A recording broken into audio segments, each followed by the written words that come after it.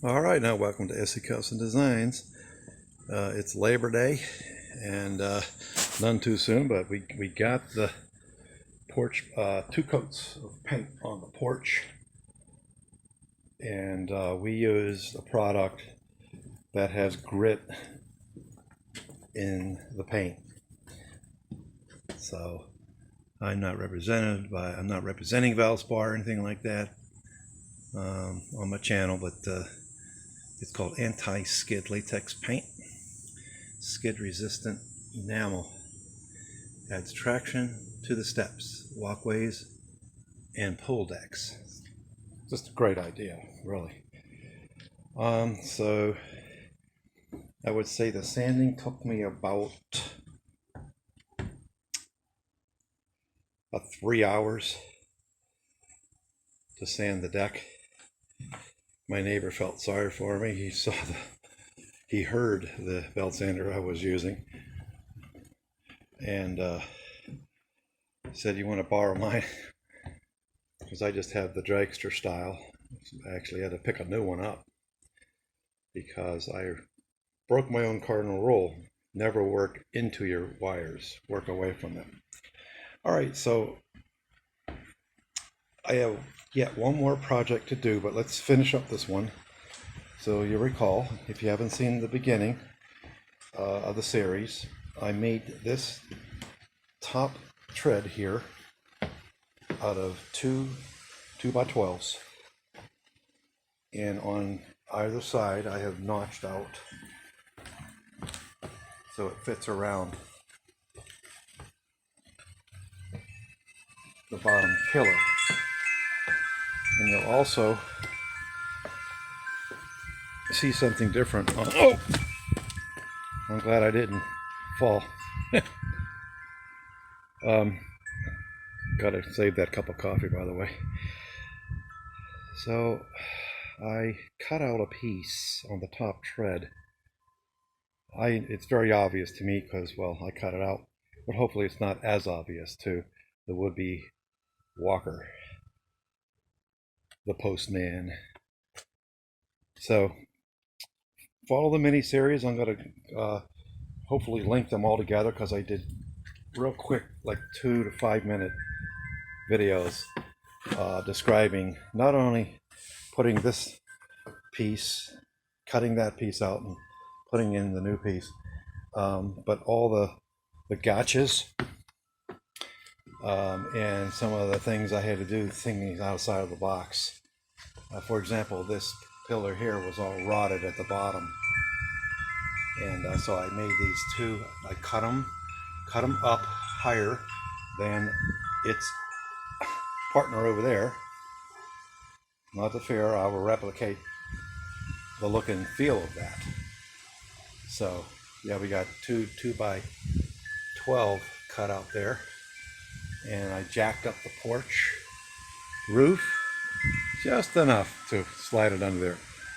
And my neighbor pointed out to me, of course I knew it, that this pillar here is not vertical. He's pushed out. The reason for that was because essentially there was nothing. This was literally floating. This whole unit here, because the ants ate it all away. So I put these 4x4s in several years ago. Took out the old round ones, the pillars, which were really bad, falling apart on me. All right, so we also put support underneath the porch. I made this piece here, by the way, so I could remove it. I got to set the screws down a little bit more, but I can take that up for maintenance in the future. I decided not to Gorilla Glue it down. There was really no need to do that. But we have supports from left to right exactly under here.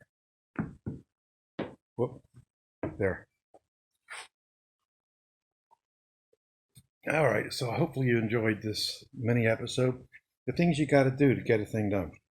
Another thing I had to do was to cut the top plate piece by piece. I saved them so I could put it back together. After a little bit of putty forgiveness, you'll be none aware.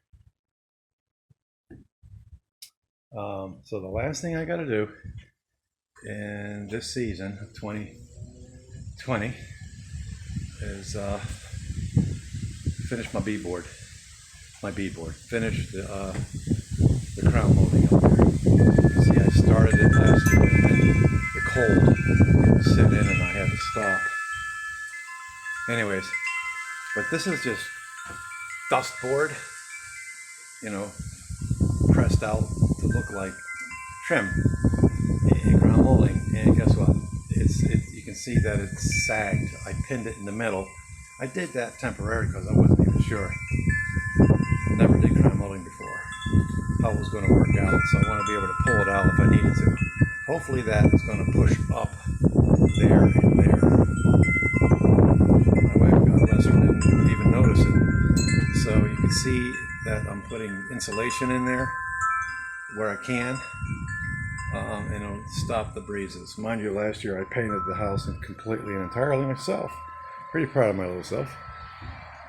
Single-handedly painted my house. All my wife had to do was pick out the color. I thought she did a really nice job. It took them about, and I'm not kidding, about 8 tries to get the color right, because my wife's eyes are that critical. So I painted the house last year. It's Labor Day and it's time to finish up projects on the outside. Mind you, I have some more time, and it'll be fine for a month and a half or so. For me anyways, I can work 7 days a week all throughout the year. But the elements and materials don't really like the freezing, so you got to be careful there.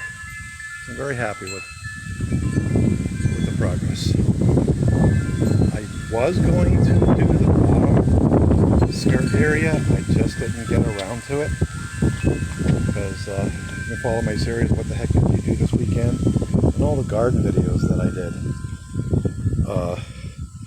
Oh, by the way, look at how tall these guys are.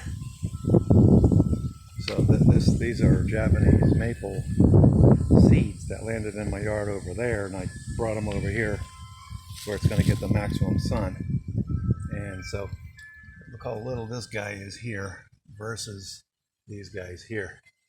Isn't that cool? I'm not even sure I can see what I'm trying to say. Let's bring that out of the way. So there's this one and these two.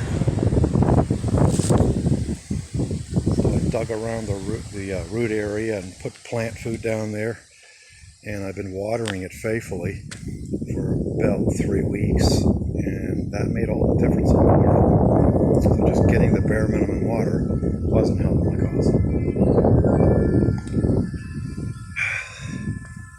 Well, soon we won't be seeing the green grass. The English ivy will hold on for a while. That's what it does. And look how that's filled in, my friends. When I first put it in, well, my neighbor's saying good morning. I'm going to call it a day in the video. Thank you. Shalom uvracha, tot ziens, masalami, zaichen.